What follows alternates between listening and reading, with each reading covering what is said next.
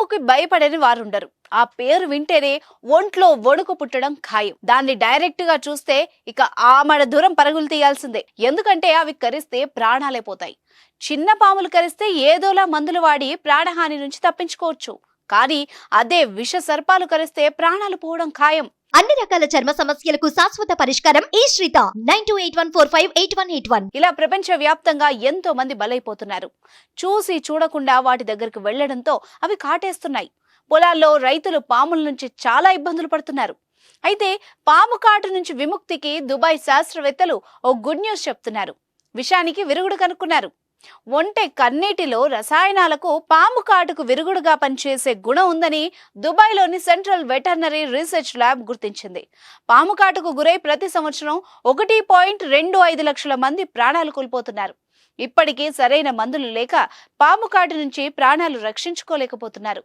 ఈ నేపథ్యంలో పాము విషానికి విరుగుడుగా పనికి వచ్చే ఔషధాల తయారీకి నిరంతరం పలు ప్రయత్నాలు జరుగుతున్నాయి.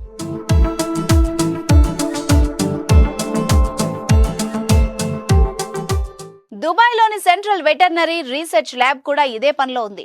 గత కొన్ని రోజులుగా ప్రయోగాలు చేస్తోంది.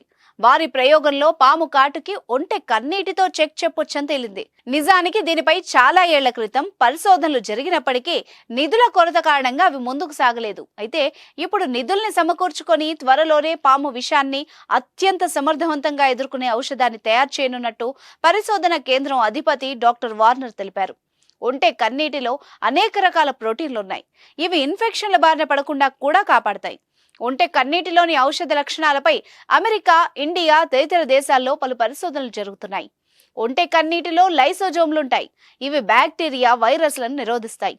ఒంటె కన్నీరే కాదు, పాలు, మూత్రానికి కూడా ఔషధీయ గుణాలున్నాయని పలు పరిశోధనల్లో తేలింది. ఏదేమైనా పాము కాటుకు ఒంటె కన్నీటిలో విరుగుడు ఉండడం ఆసక్తిగా మారింది.